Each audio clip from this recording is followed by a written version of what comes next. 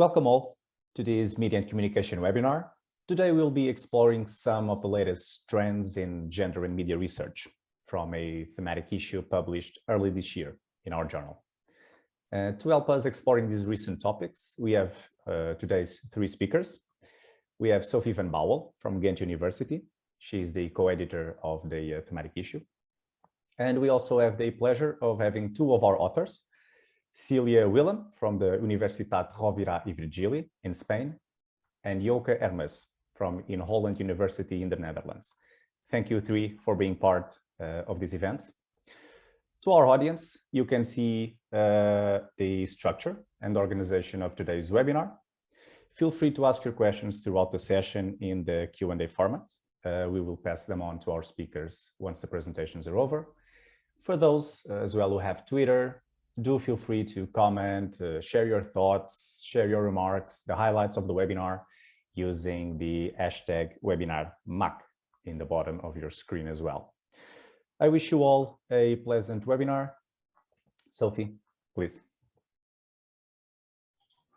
Okay, hi everyone. Thanks for having me, and thanks Rodrigo for organizing this webinar. Tony Krijnen from the Erasmus University of Rotterdam and myself, we edited this special issue. Unfortunately, Tony couldn't make it to this webinar, but we are very happy that we could share our thoughts with you. And also, I'm very happy also that we have two colleagues, Joka and Cilia, who could be present here today in this webinar. They both, as already said so, they both contributed with pieces in this special issue. So when Tony and I want to go and start editing a special issue, we had this one question in mind, which is what is new in research on gender in media? And does recent challenges or changes like the digital turn or #MeToo has an impact? So these are the main questions which were on top of our mind when we started to invite people and start to launch the proposal for this special issue. And I really want to warn you all, warmly invite you all to read all the articles. They are very interesting in this issue. So what we wanted to do, first of all, is to give a kind of an overview of recent developments in the study of gender in media. So as you probably know, work on gender in media has a long tradition, a rich history, which sort of coincides with activism or feminist movements. We could say roughly, but it's really roughly, that academia did start developing research on gender and media from the 70s onwards, first and mostly focusing on underrepresentation or stereotypical representation of women in media.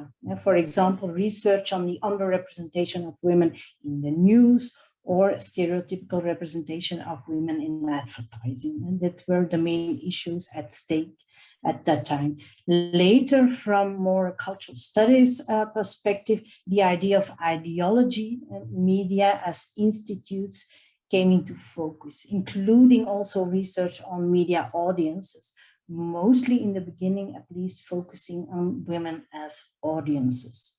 And from the 19 onwards, the field became visible. The field also, I think, became institutionalized, which means that you had sections at international communication organization, you had books, even journals, international journals in the field. So the field of gender and media became, let's say, institutionalized from the 1990s onwards. We also saw from that time, I think, also research on the production of media in relation, of course, to gender, the reception of media. And I think the late 19th, we saw also this idea of gender as a social, cultural construction became a way of thinking about gender in media. So not focusing only on the biological sex, what we call the body count, but also look into gender roles or the construction of gender as a social cultural construction. And it's also, I think, important to mention that from this late 1919 onwards, there was also research on man and masculinity. Before that, mostly, and the focus was on women femininity in research within the field of gender and media. But what we have seen is that the media environment or the media ecology, so to speak, has changed dramatically, starting with online communication, mobile communication, social media. And this digital turn has impacted the way we study what we study, online communication, for example, but also how we study it. So media-wise, I think the increase of datafication, fake news, the visibility of feminism and post-feminism recently in popular culture. Think about TV series like Girls, but also online media content on Instagram in relation to feminist activism. So these things have changed, media have changed, but also what we see, there have been some global, let's say, social changes. For example, #MeToo, Time's Up movement, but also the backlash on gender studies and feminism. And so there's a lot going on in relation to gender, but also in relation to media and very specifically media and technology. So what we wanted to do is reflect the diversity of research with, in one way or the other, sort of tackles this idea of new conceptualization, new ways of thinking, especially in relation to how we deal with what we still call online communication. So that is important. And I think if you look at the diversity of contribution to this special issue, I think there are three main keywords or maybe concepts which are quite important. The political, post-feminism, and representation. I will come there. Well, I will explain in a minute a little bit more into detail why I think these three concepts are important. First of all, I think what we've seen in previous special issues or in research on gender and media, we saw that recently some concepts really became like full-grown concepts. The idea of post-feminism has really entered the room or entered the field of gender and media. In the beginning, I make a reference to the work of Angela McRobbie. Post-feminist sensibilities made room for post-feminism without this polarized debate around the existence or the non-existence of this new wave of feminism. And so that's the first thing, especially in relation to young people, digital natives, online articulations of new femininities. And one of the authors, for example, Sofia Caldera, did a wonderful research in relation to femininities and the question of the political potential on Instagram of these post-feminist articulations on social media. So I think this idea of post-feminism, but especially in relation to the political. So secondly, politics and the political, I think are last years more on the foreground of most of the research. Concepts of ideology, power, in activism, but also more in classical political structure are very topical. And this leads mostly to this question of imbalance, inequality in relation to gender, but also gender and its intersections. So the intersections and intersectional perspective is also quite important. The political, and this, it's a notion of Chantal Mouffe, but the political also becomes more tangible in a lot of work in the field of gender and media. I think, for example, in the article of Margaret Lunenburgs and her colleagues, which did a very interesting research, empirical research online into actually the backlash on feminism, but also how this notion of feminism is incorporated in a very particular communication online on the hashtag 120 decibel campaign. It's a German identitarian movement. So very right-wing, extremist, racist, sexist articulations online, and how the political came also very prominent into their work, for example. And I think also in the work of Cilia, but you will talk about that in a minute, and the idea of the political in relation to online and offline communication and the impact of hashtag #MeToo is quite important. But I think Cilia will tell you all about this in a couple of minutes. Thirdly, I also think, and that's not surprisingly, that studying online representation became part of research on gender, especially when we do research on young people and representation of femininities. There is this real focus on online communication, social media, and the articulations of young people, self-representation, and representations on social media. So self-representation and the study of self-representation and representation are, I think, still the core of most of the studies done into the field. Media content is, of course, still representing gender. An example in the work of Anna Fujala and her colleagues on a classical analysis of the representation of gender in radio advertising in Portugal, which had a very straightforward conclusion that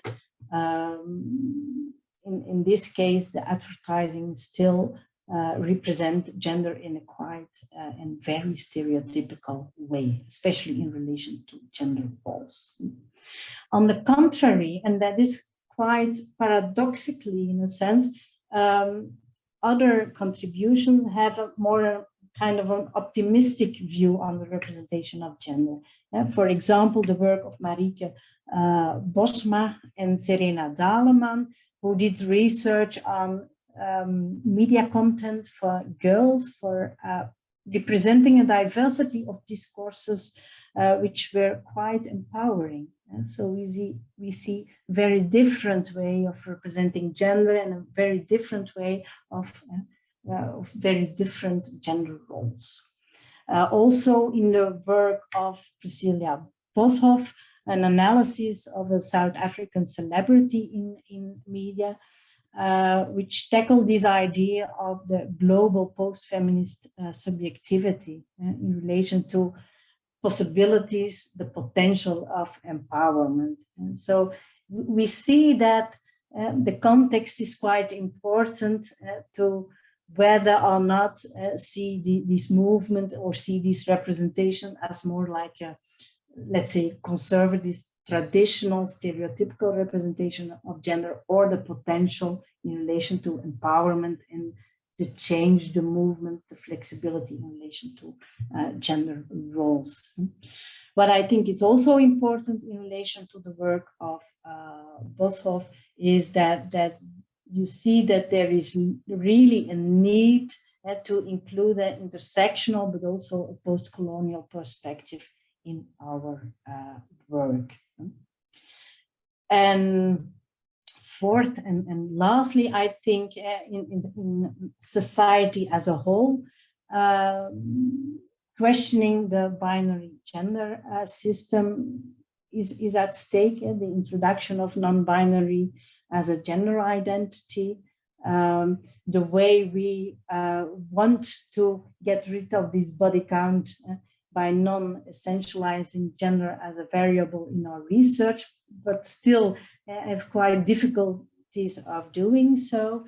I think most of us already conceptualizing gender as a social construction, stress the importance of body and how we give interpretation to these bodies, how we label bodies, but we still struggle with this notion of gender, despite the fact that we really want to essentialize gender, but still often it comes down to a rather classical and dichotomous notion of gender. And I think in the work of Jochen, our colleague, this is really stressed, and this tension is stressed, but also they offer a new way, a new conceptualization of thinking beyond the still existing gender binaries. So that is also quite important and at stake at the moment in the field of gender and media.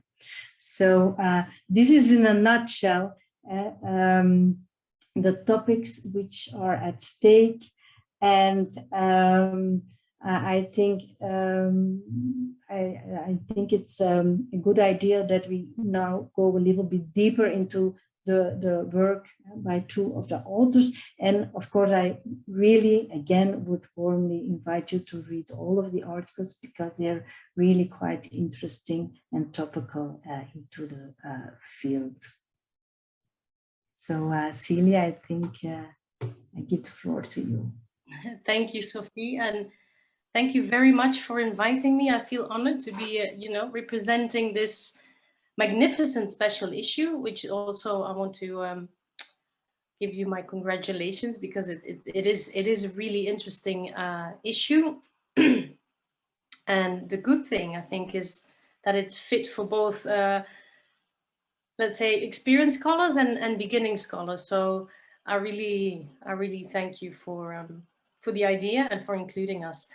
Of course, I didn't write this article on my own. I have to also give my regards to Yolanda Tortajada and Nuria Araúna, who I think are connected.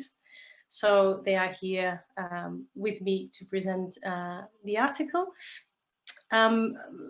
You already mentioned the Me Too movement in Spain. This had a very, very specific articulation and also impact. If we have a look at the, I just did a random search of the hashtag, which was, of course, Me Too was also a hashtag in Spain. Do you see my screen? Yeah, is it correct? Okay. So, but in Spain, you had also the hashtag Ni una menos, not one less, meaning not one woman less. And if you look at the pictures, you can already see a variety of people, right? So you see young and old, people from different, of course, you can't see that on their faces, but it was different ideologies, classes, race, very, very young people. This was one of the things that surprised us most, how many young, we're talking about girls here, I mean like 15, 16-year-olds who marched on the streets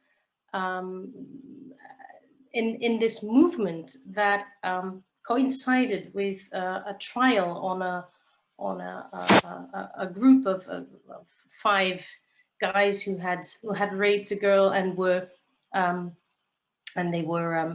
condemned for sexual abuse, so instead of rape. So this was the whole context, and the protests became very, very widespread in the whole of Spain. So my point here is that the Me Too movement and the Ni Una Menos movement actually brought together women from all ages, classes, ideologies, races, and sexual orientation. So in that sense, and even, of course, not even, but of course also men were involved. It was a very broad movement in Spain, and still is. But of course there was also a big backlash. That's what you mentioned earlier. So it seems that the more impact Me Too had, the more backlash there also was. So this backlash is very, very palpable online. There are groups linked to the extreme right, but not only, unfortunately, who are actually, orchestrating attacks against feminists online, especially on Twitter, which is, of course, the excellent, let's say, garbage social media place. But it's very, very hard to be a feminist online, on Twitter, in Spain nowadays. I think everywhere. But so these attacks are organized. They're trolling people. They're trying to silence people. They're trying to drag people into sterile quarrels, petty quarrels, and so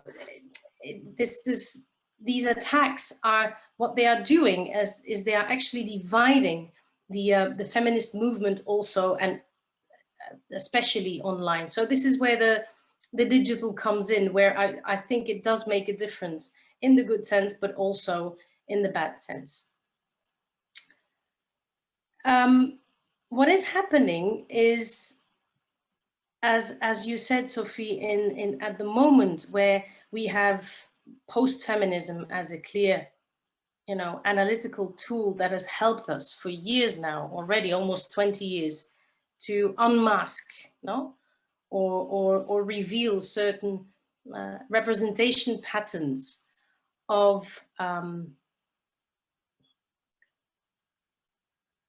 representation patterns of women, female bodies, and feminism, is that we can now start, now that we have this tool, we can start distinguishing. We can start distinguishing where these attacks are going to be effective and where not.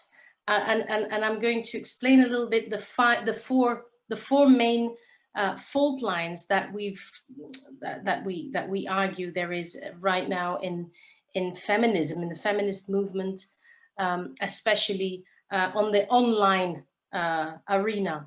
So there is a fault line along the axis of age, which is trying to confront different generations of feminists, classic feminists, and media savvy girls who can handle social media and are good with online communication, etc.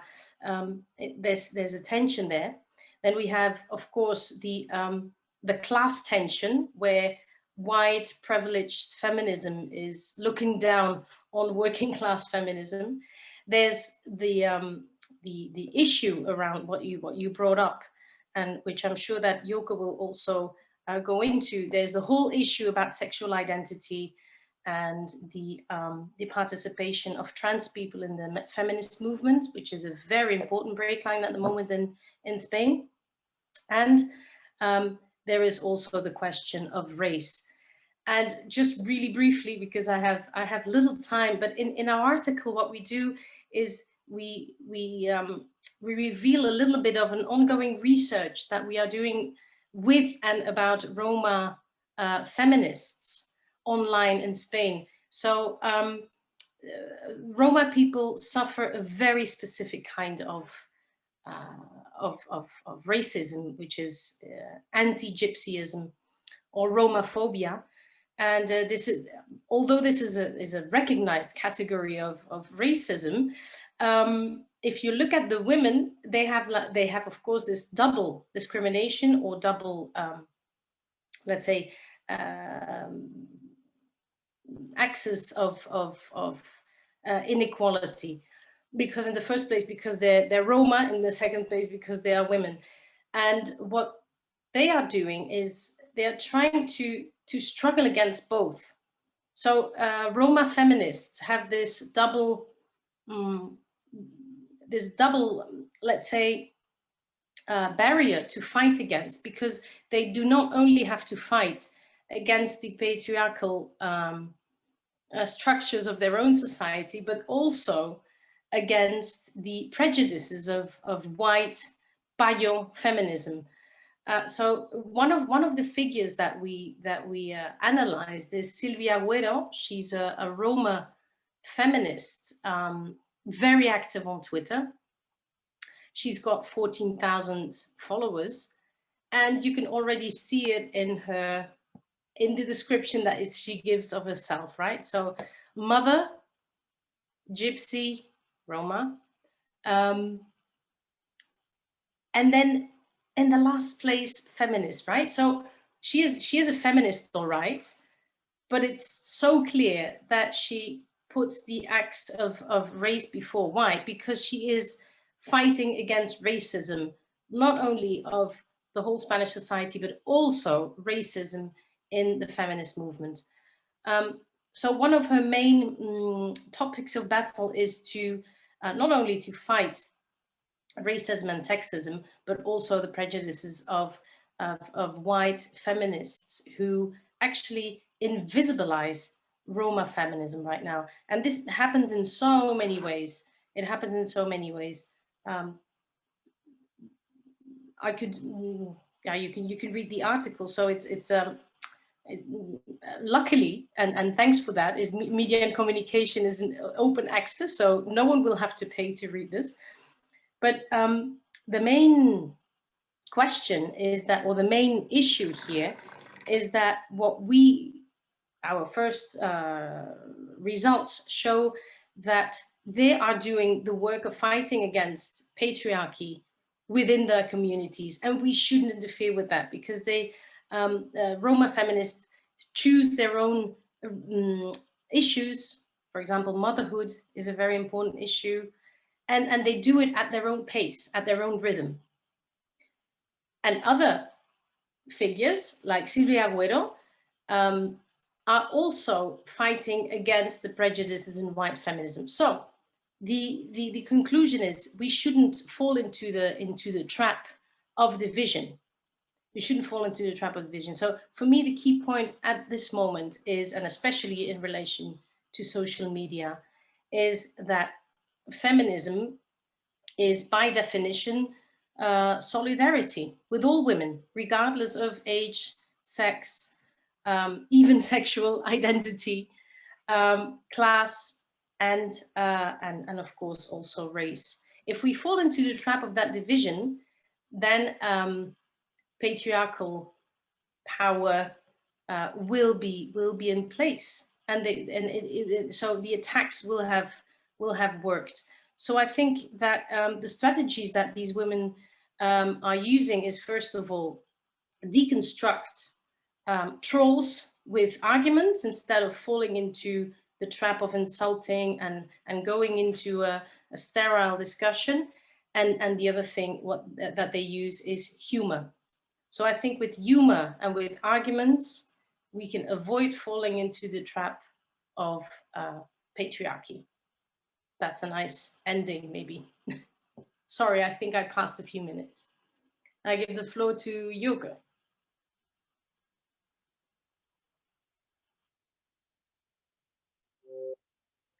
Thank you, Sofie and Rodrigo, for having me at this lovely little event. So maybe I should start with humor. Cilia's endpoint I think if you take a look at the comparison of different methods for gender and media research that Linda Kopitz and I undertook, you'll find that gender is often used in humor and in jokes, and made us wonder, thinking about this presentation, why gender is so funny. What makes it such a huge source of laughter? So we will discuss later, Cilia, what kind of things, what kind of mechanisms humor can put into play. So let me briefly share my screen to show you what Linda Kopitz and I did. Is, well, here you go. Linda and I are both, we like method. So that's not something everybody does. We know it's a bit of a nerd thing to like method. We know that people tend to be afraid of all the loopholes and, you know, all the things you can get wrong in terms of method and all the difficult terms that come with it: validity, representativity, generalizability, well, lots of them. But we think, on the contrary, that method at its heart it's simply our toolbox to put something right in the world, and the way we use the toolbox ultimately defines what kind of output we'll have. So thinking about method matters, and what methods we use and combine will give us very different results. So what we did was use different types of methods related to ethnography, or that you could say are ethnographically inspired. Ethnography has become such a huge overall catch phrase for all the kinds of qualitative research that we do in media. And we compared different examples of discussion about gender swapping, gender bending in the realm of film and popular film and television. So what you see is an older example, which is Dustin Hoffman in Tutsi. And Tutsi is our example for collaborative autoethnography. Then there's Jodie Whittaker, who became the 13th Doctor Who, and the reveal of that season of Doctor Who by the BBC garnered an enormous load of comments. So here's a woman taking on a legacy role, which 12 men had played before, and there was both support, but rather less support than backlash against the idea that a woman was to take on this role. And ethnography, or carefully deconstructing audience reactions that were posted online, gives us insight in discussion of gender more broadly and outside of the academic community. And the last image is of Matt Bomer in Anything, and this is recent discussion about cis actors playing trans characters. Obviously, there's a shortage of trans characters, so equally obviously so a shortage of trans characters, so equally obviously trans actors should, be privileged in playing these roles, but that's not been the case with trans films mostly dealing with trans persons. So for us, this was a fairly perfect example to see how broadcast media have reported and offered reviews of these. I'll stop sharing, and you can see. So you've seen the actual images. You'll have had an idea. So comparing different methods, what did it help us do? I think what we find across these methods is that understanding generally of gender is far more limited then we're used to sharing and thinking within the academic community. So bodies are felt to be indisputably real and also coming into either a female or a male version. Despite there's a lot of debate about non-binary. People identify as non-binary. There's discussion about transsexuality, trans identities, but it hasn't shifted. It has perhaps less shifted ideas about gender than we might think. So there, for a feminist, is indeed, because I too believe that respect and solidarity are key terms for what defines feminism, is something to work on. And attending to method, interestingly, I think might be very helpful in finding out how to unblock this particular debate.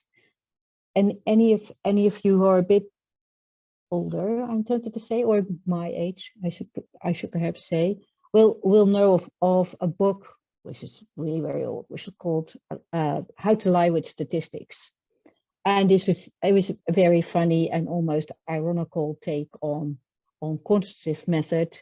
Well, you can imagine how using a different type of graph will give you a different kind of sense of what data are about. But the same thing, of course, happens in qualitative research. And I think one of the major challenges we face is that genders become, like other identity issues, something so polarized, something we fight about in very strong terms, that we need to think about not so much how to lie about gender, but how to re-represent, how to change our imagery of what gender is like. So you could have the common sense in feminist media studies would be to say that gender is now on comes in different versions that are fairly close to one another, rather than as one or the other. Well, you can see how the particular imagery that you use of gender will make for an enormous difference in how we conceive of what gender is. These different methods, what do they do for us?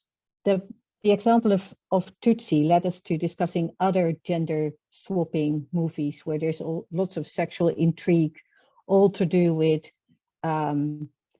hetero guys being very afraid of other guys falling in love with them, and because they play they're a woman and there's a guy who doesn't understand they're actually a man. Well, you can see how that would become really very funny, but not so funny also in the sense that it's, by my standards, perfectly possible for one guy to fall in love with another guy.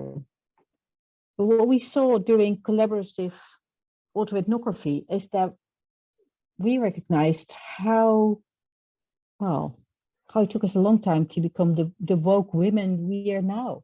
I mean, we watched quite a number of movies that are particularly sexist and that we still felt were quite funny, even though there's some, there were some boundaries to what we could actually swallow. One of the things we never watched but read about, Big Mama, FBI agent, very sizist, racist type of comedy. But so critics didn't like it at all. But again, its box office receipts were enormous. So collaborative autoethnography has this huge advantage of helping you come to terms with your own position as a researcher, and also seeing how you might have changed insights and positions, and how contextually defined your own reading is, as much as the readings of others, that as an audience researcher, which would be my primary identity, you're interested in. Equally, while collaborative autobiography helps bring out your own limitations, ethnography helps you see how limited discussion of gender is, more than autoethnographic forms.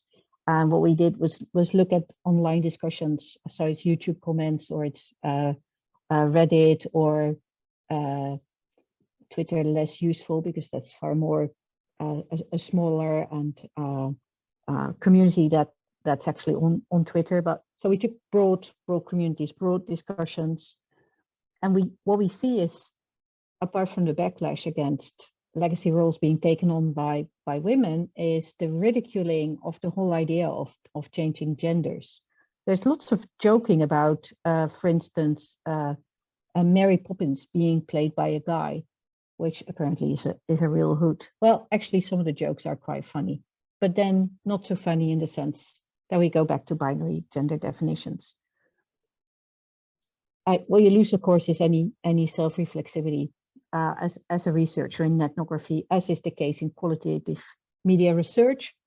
And we focus that on the discussion about the cis actors playing trans roles.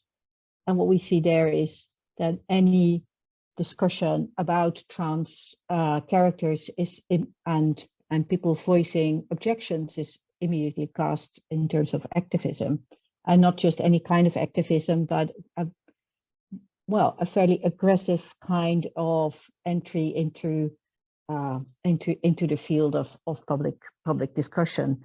So all in all, what we see is fairly scary activists. It's feminists who do not have a sense of humor, and a fairly recent transition we ourselves made, which was rather surprising to see. I think it's very useful to look at these discussions of popular film and television and depictions of gender identity, because there's so little terrain where we can sort of freely and unembarrassedly discuss how we feel about gender, and we very, very broadly. I've called this cultural citizenship.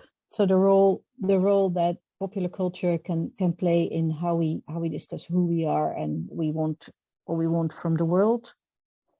And I think what I'd like to put up for discussion now and here, coming out of this article, is how apparently, while race or class are as important as is gender in how we divide up worlds, how we classify people, how we identify ourselves, there are far less jokes, there's far less fun made out of race or class or even sexuality. But it is possible to joke about gender. It is possible to think that it's hugely funny to have a guy playing a woman. So what is it with discussing gender that apparently still everybody is allowed to take any and all kinds of positions? So that would be my last remark. Okay, thanks you both. What struck me in both of your presentations is ethics. And there seems to be a real need for rethinking, reclaiming maybe ethics, ethics in the methodology, ethics towards what we study and how we study it, and how we especially deal with the ones we study. And so ethics seems to be very present in the things we need to tackle in contemporary research. And maybe one question before we also give the floor to the audience, maybe one question to the both of you is a question in relation to this ethics, but is there something you consider to be prominent in this way of doing research, how we deal with ethics, which could also apply of doing research on, let's say, offline communication, because now most research is in relation to online communication and the ethnography, for example. It's only dealing mostly with online communication. Same for doing research on circulation of hashtags and how post-feminist activism is spreading, let's say, around or on social media. But what about this dichotomy online offline, and is the need for ethics also something which we need, if we still use the classical term, offline communication and the study of offline communication, or is this only something which is only limited to online communication? So that is a little bit quite a broad question to the both of you. Yeah, Joke.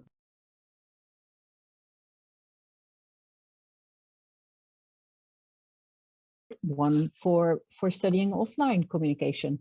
It's easy enough to see that you held to certain rules of being polite, at the very least, to people you interview, or that you do participant observation amongst, but it's the real challenge, I think, is also being respectful of the things people post online. It's I'm easily given to sarcasm, and I have to say that it's often really difficult not to be very sarcastic about what people write, suggest, how they insult others. So you have to.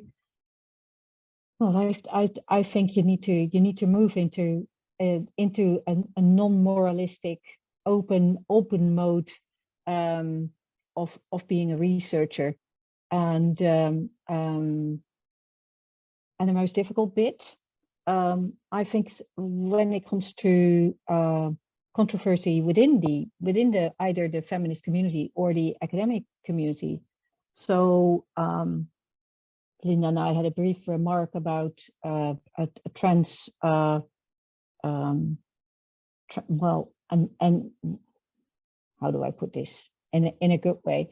Anyhow, suggesting that there are feminists who claim an anti-trans stance, which we think is, well, which we can't comprehend. But of course, there too, and a reviewer rightly said, you can't do this. You can't be sarcastic in an academic article. No, of course you can't. But so the answer is, you need to be even more aware of ethical and taking the moral high ground, so ethical concerns and the moral high ground.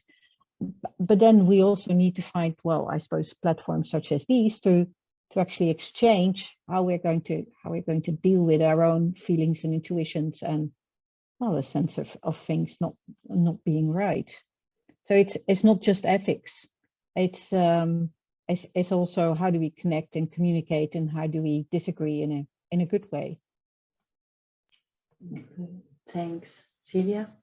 Yeah, and in our case, I'm not sure if you referred only to the methods or also to the subject of online, offline, but just in any case, as Joke has answered a little bit in that direction, I would say that you can, both on and offline, as a researcher, you can keep the principle of solidarity and respect to your participants or your subject.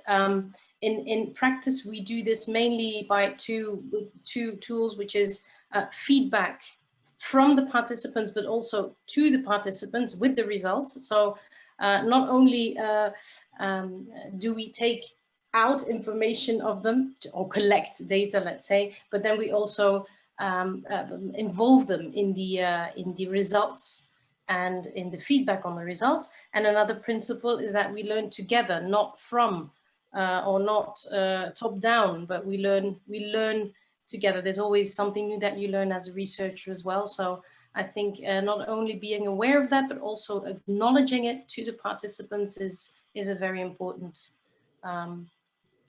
aspect of research in this field. Large online sample. where you have hundreds, sometimes even thousands of comments. Yeah, of course, you can't do that if you analyze, if you do reception studies or audience studies. We usually work with small groups, so it's a different kind of research. But of course, that's a very good question. It's a very good question. Yeah, indeed. And then it becomes problematic because there is a distance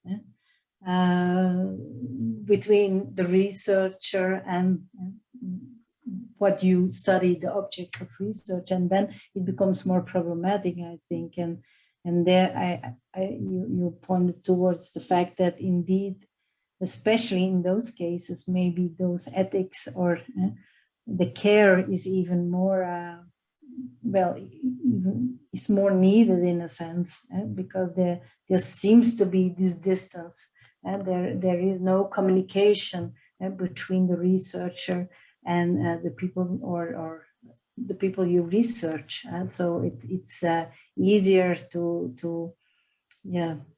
seal yourself off from taking care of who you're dealing with, I guess.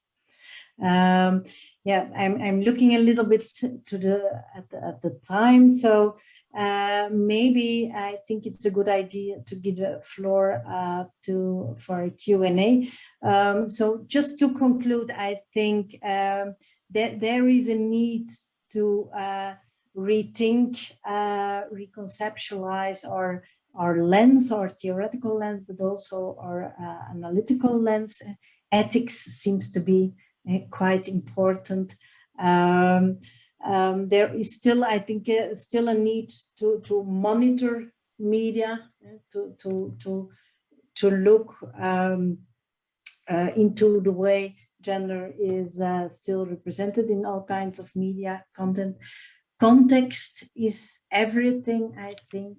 The locality, the contextuality of what you study, where you study, and how you study it. And the inclusion of intersectionality, also, and the reconceptualization of gender is quite important as well. And I think it's also important to stress that sometimes people say, well, there's not much new under the horizon. The same issues pop up when it comes down to questioning relationships, the dynamics in the field of gender in media.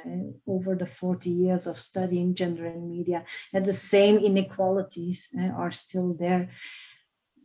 To a certain extent, that is the case, but on the other hand, media change, media are in flux, technologies are emerging very rapidly, and nothing is the same. And I think there are still new routes in research to take, and also routes in relation to considerations, reconceptualizations, when it comes down to rethinking the way, what kind of lenses we use to look at gender in media. But I think we can open the floor. So Rodrigo. Absolutely, yes. I believe we can jump now to the audience's questions. So we're receiving a lot of questions. We'll try to manage as much as we can. I will perhaps start with this one, which came up during Yoka's presentation. So I'll read it to you, Yoka, so you can go first, and then the second I will read perhaps for Sofie and Cilia to go, okay? So Johan Bleicher asks, in Germany, trans people are represented in film and television comedies. Do you have results for this special representation? So Yoka, I believe you can perhaps take this one, and I'll leave also this question by Caroline Becker to Sofie and Cilia to be thinking in the meantime. I'm interested in self-representation on social media, particularly Instagram. Are there any prime sources the panel can recommend to start looking into the topic? So Yoka, perhaps you can start with your question. I haven't studied representation of trans people generally, so I'm sure there's trans characters in Dutch and Belgian and French and English television as well. What Linda and I tried to do was look at this moment of casting to see, because we think it's typically a moment where people think about who's the right voice, who's the right body, who's the right face with this particular character. So it the moment of casting tends to bring out feelings people have about that. And once a character is part of a cast, part of a series, well, they become a bit like family, don't they? So you become used to them, and then different types of discussion, I think, come about. So no, I have no general research outcomes about trans people. I need to think about it. There's interesting in a different journal, which I happen to be related to. We had an interesting article about trans characters in Belgian television. So I'll see if I can find the link.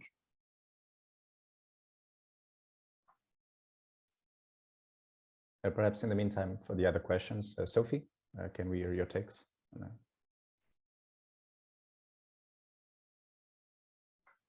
you can. Yeah, sorry.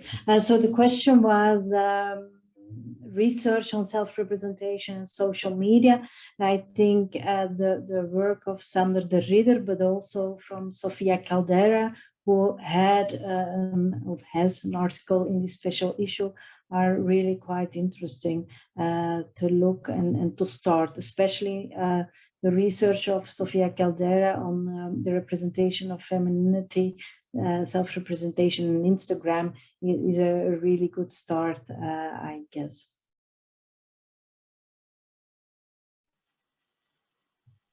Yeah, I can completely confirm this. I was on Sofia Caldera's jury, and if you her thesis is online, so if you can download it, you will get all the latest literature on this, because the theoretical part is really strong and well founded. So if you want to have a look at that, I see that Sofia is also online. Hi. Actually, I'm going to take advantage of this moment to answer Sofia's question. She's asking how we can counter the trend of institutional backlash against gender studies and gender issues in general. I think it's difficult, but we have to just keep going. And as I say, the first thing, not fall into the trap of division along the lines of age, class, sexual orientation and race. That's the first thing. So solidarity with all feminisms. And secondly, from the positions where we are, always keep the gender perspective. If we are in a union, always bring up the issue of the gender perspective. If we are in a council, always bring it up. If we are in the position of directing a department or a research group, always take this into account. I think that's the best way we have right now. Yeah, I think that's a really a difficult issue. The backlash on feminism is also a backlash, and I think I said it in the beginning, on gender studies, and gender studies is leaving academia in a sense. Look at Hungary, for example, and how at the university they really got rid of gender studies as an institutional research area in academia. So I think solidarity is key, but also try to engage with these scholars around the globe, try to connect with them, try to help them to keep on their work, even if they're not institutionalized as such within gender studies. So that is, I think, quite important. But gender studies, in a sense, there is this pushback of gender studies within certain institutions. I'm not quite sure we can say globally, but I'm sure European, and that's for sure. Maybe it's a global trend. I'm not quite sure. But yeah, I think this is really a problem. It's quite problematic because a lot of people now can't do any research on gender because of the lack of a backbone of an institution or a center, a research center of doing this kind of research. This is quite problematic. Joka, I would like perhaps to hear your takes on this question as well that Cilia started. Sofia Caldera asked, the rise of visibility in feminism being accompanied by a rise in anti-feminist backlash, what Cilia and Sofia were telling, is really concerning, especially as with the rise of the far right, we start to encounter institutional implications with some European countries and universities pushing against gender studies. Do you have, Joka, now, like your takes on this, any suggestions on how we could, as an academic community, counter this trend? Before we jump to Ellen Wood's question. I actually don't think the two are that closely united. I think we need to zoom out a bit and reframe what we think's the matter. And this is based on the fact that gender studies in the Netherlands had their high point and decline much earlier. So we had a sizable number of chairs in gender studies, and also in gender and media, and apart from a few, they've all gone, so it's not a simple logic of the far right or the populist right gaining importance, and then gender studies disappearing. Although, given the rise of the far right, we might want to use gender studies to query what's going on and to offer the counter narratives, to offer deconstructions of some of the, well, basically myths that are now being spread. So, although this is a bit of a neoliberal answer, I suppose, saying that we on the gender studies front need to make sure that we're relevant and have something to say against this movement. But, well, in part, I suppose there's, yeah, well, we have to make clear how we can contribute to this debate. But that's also more work and taking on an enormous responsibility. So I'll probably regret having said this in a bit, but, well, for what it's worth, although I don't think the two are connected, this is clearly a period, an era in which we need to come up with an answer to, well, right-wing populism. Thank you, Joka. Perhaps I would put on a final question for you, Joka, by Ellen Wood. Ellen asks, in the UK, class is certainly central to a lot of humor. Its intersection with gender is always about ridicule. Do you see the same?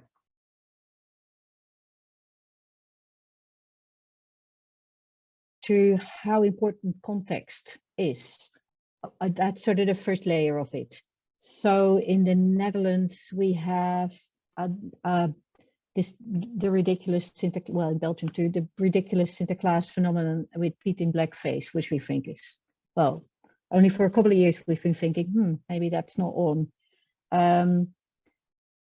But class is far less a reason for ridicule. I think it goes to the way in which humor tends to, or comedy tends to work.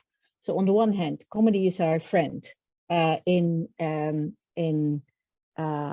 and media studies, because it can be a way of bringing things to the fore that are not easily discussed. So comedy can sort of shift interpretations and frames. But on the other hand, comedy also tends to sort of bring things back to the status quo.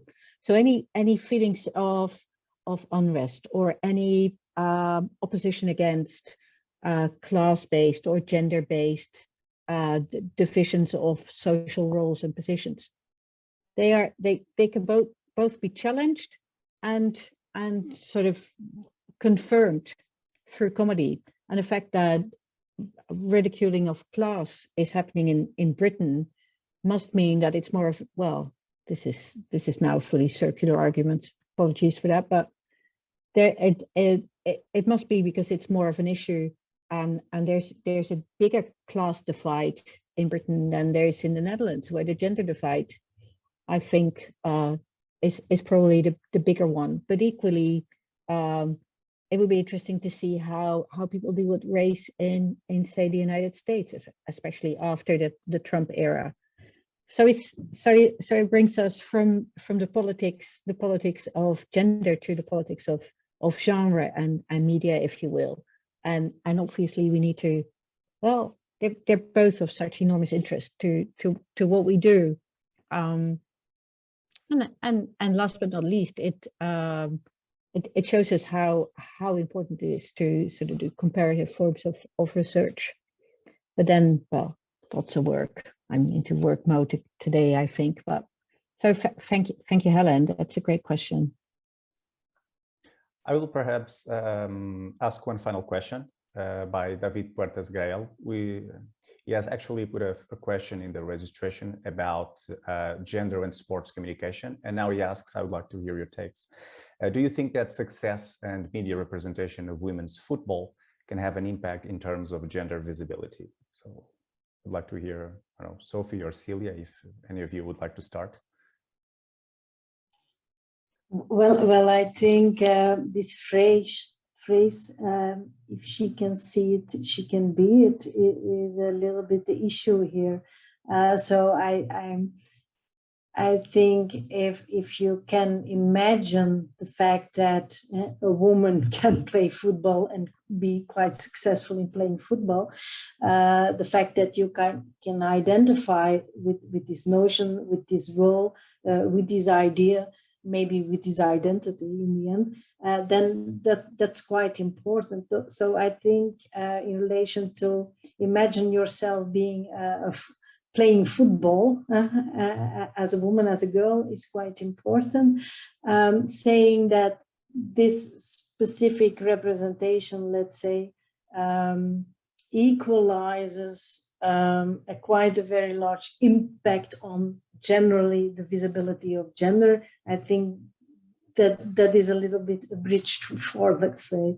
But I think the fact that it is represented in all kinds of ways, in the diversities which are possible, that is quite important. And so if you never had any representation of women, girls playing football, then it's quite difficult to imagine as a young girl, for example, that is something you can do and you can enjoy and you can be very successful within. So I think that would my answer be. It like Beckham would be the primary text, or one of the primary texts, wouldn't it? Because it's so much more celebratory and encouraging. And even though, you know, women's football's great, but it's there's earlier moments where you can see a shift towards this reimagining of who you can be, which I think, yeah. Yeah, Bending Like Beckham is a great example, but it's fiction. It's fiction. And I just wanted to add that, and no, which is the first step, of course, because fiction is about imagining, no? But I get it from the person who's asking that he lives in Spain. I don't know about the rest of the countries, but right now in Spain, there's a lot going on in visibilizing women's football. So we are getting it on the news almost every day. Of course, the Barça team just won the European Champion League, so that was big news. But so I just wanted to point out that this didn't just fall out of the sky. It was hard work from within the journalists' unions, especially women journalists, who wanted to put this on the agenda.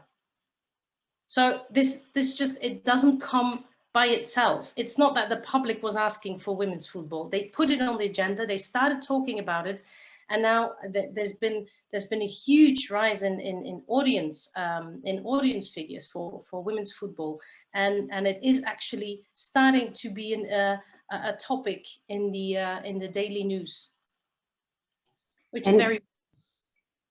It became also quite commercially quite interesting. Same for women's cycling, which in Belgium now has very high audience ratings.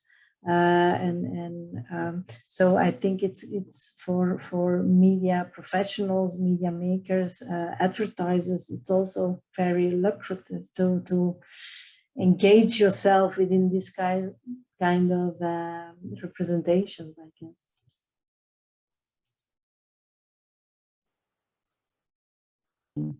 The course of feminism. I think I've read how you say somewhere in the 1990s that things work the other way around. Yeah. Wages, at least. I'm sorry, Sofie, but at least it's helping their wages, because they're Sure. earning a fraction of what male footballers earn. So. Yeah, it's a difficult question for me, because I think it's both. I think actually it's both. I think because it's similar with this idea of diversity, especially in relation to race and ethnicity. If you look at the success of Netflix and what they offer, and they really sort of target into the area of we represent diversity. They not only do this because they think there are very good stories when they are diverse stories with the diversity of characters, but also because it's commercially quite interesting. So it's the both, whether you like it or not. That's another question.